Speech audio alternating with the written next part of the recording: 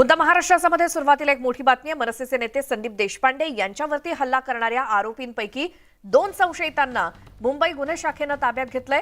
भांडूपमधून या दोघांना ताब्यात घेण्यात आल्याची माहिती मिळाली आहे, तर इतर फरार आरोपींच्या शोधासाठी 8 पथकं तैनात करण्यात आली आहेत। शुक्रवारी सकाळी संदीप देशपांडे मॉर्निंग वॉक करत असताना हल्लेखोरांनी स्टंप आणि रॉडने त्यांना मारहाण केली आणि हल्लेखोरांची झटापट करत असताना संदीप देशपांडे यांचा हात आणि पायाला गंभीर दुखापत झाली आहे, मात्र त्यांना डोक्याला किंवा शरीरावर इतर कुठेही जखम झाली नाही।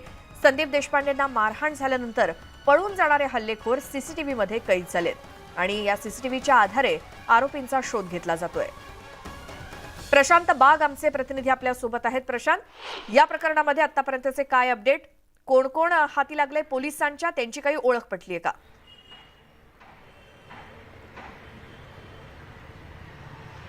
श्वेताजी, माहिती आपल्याला समजते आतापर्यंत 5 ते 6 हल्लेखोर या प्रकरणात पूर्ण होते। संदीप देशपांडे यांनी जो जबाब पोलिसांना दिला होता, पोलिसांनी त्यांचा जो जबाब काल नोंदवला होता, त्यानुसार ते हल्लेखोर हल्ला करत असताना वरुण सरदेसाई आणि संजय राऊत यांचं नाव त्यांनी घेतलं होतं। अशा प्रकारचा स्टेटमेंट हे संदीप देशपांडे यांनी दिलंय आणि जे 2 हल्लेखोर आता गुन्हे शाखे क्रमांक 2 ला यश मिळालंय, त्यांनी जे ताब्यात घेतले ते भांडूप येथील आहे, त्यातल्या एकाचं नाव सोळंकी आहे, अशा प्रकारची माहिती आपल्याला समजते।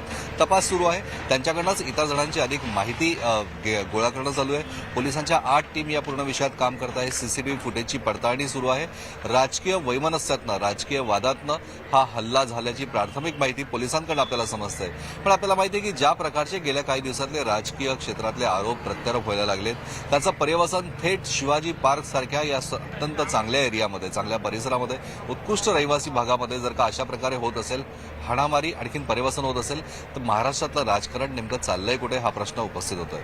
शिवाजी पार्क, आता आपण शिवाजी पार्कलाच आहोत। या ठिकाणचं जनजीवन जरी सामान्य असलं तरी पोलिसांच्या संख्येमध्ये बरीच मोठी वाढ झाली आहे। संदीप देशपांडे यांच्या हल्ला निषेधाचे पोस्टर्स सुद्धा लागण्यात आलेले आहेत। मनसे प्रमुख राज ठाकरे यांचं जे निवासस्थान आहे शिवतीर्थ, या ठिकाणी मोठा पोलीस बंदोबस्त सुद्धा या ठिकाणी करण्यात आलेला आहे। आता पोलीस या 2 हल्लेखोरांची चौकशी करतात। या चौकशीतनं निष्पन्न होईल की नेमका त्यांचा बोलविता धनी कोण, नेमकं कोणाच्या सांगण्यावरनं त्यांनी ही मारहाण केली, हा हल्ला केला, का त्यांनी स्वतः हे केलं।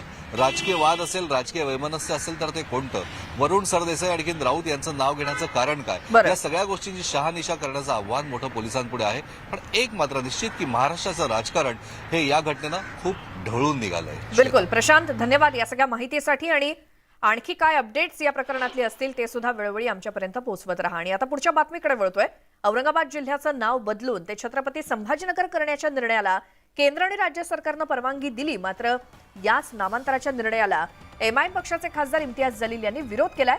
या नामांतराच्या निर्णयाविरोधात जलील आजपासून छत्रपती संभाजीनगर जिल्हाधिकारी कार्यालयाच्या समोर बेमुदत साखळी उपोषण करणार आहेत आणि या घाणेरड्या राजकारणाचा भाग आहे। आमच्याच सरकारला या निर्णयाचं श्रेय मिळावं म्हणून भाजप आणि शिंदे सरकारनं हा निर्णय घेतलाय, त्यामुळे या निर्णयाला विरोध करण्यासाठी उपोषण करत असल्याची माहिती जलील यांनी दिली। तर आमचे प्रतिनिधी सिद्धार्थ गोदाम आपल्या सोबत जोडले गेले तिथून। सिद्धार्थ, एमआयएमचा विरोध आहे, इम्तियाज जलील उपोषणाला बसतात, काय कारण त्यांनी सांगितली आहेत? बघा, इम्तियाज जलील यांचा विरोध हा आजचा नाही आहे। सुरुवातीपासून इम्तियाज जलील यांचा विरोध या ठिकाणी छत्रपती संभाजीनगरला आहे। त्याआधी सुद्धा त्यांनी फार मोठा मोर्चा केलेला आहे। कोर्टामध्ये सुद्धा प्रकरण गेलेलं, मुंबई हायकोर्टामध्ये सुनावणी आहे। आजपासून छत्रपती संभाजीनगरच्या नावाला त्यांनी विरोध सुरू केलेला आहे। आणि महत्त्वाची गोष्ट तुम्हाला सांगतो की छत्रपती संभाजीनगर जिल्हाधिकाऱ्यालयाच्या समोर हे साखळी उपोषण असणार।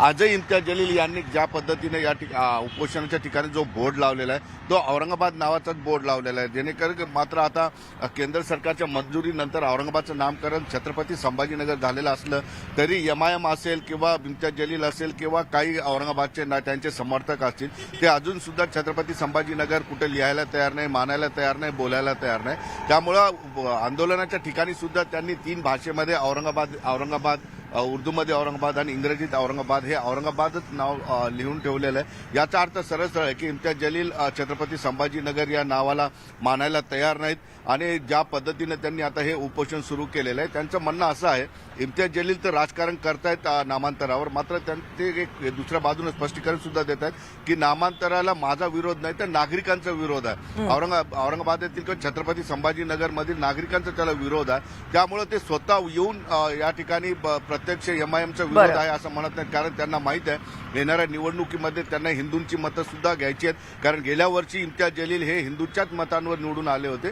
आता ठळकपणे जर विरोध केला तर ती मतदान सुद्धा त्यांना होणार नाही, अशा पद्धतीची त्यांना थोडीशी भीती असावी, म्हणून ते खुले आमपणे एमआयएम किंवा इम्तियाज जलीलचा विरोध आहे नामांतराला असं म्हणत नाहीत, तर छत्रपती संभाजीनगरच्या नागरिकांचा विरोध आहे असं म्हणतात. बरं सिद्धार्थ, खूप धन्यवाद या सगळ्या माहितीसाठी.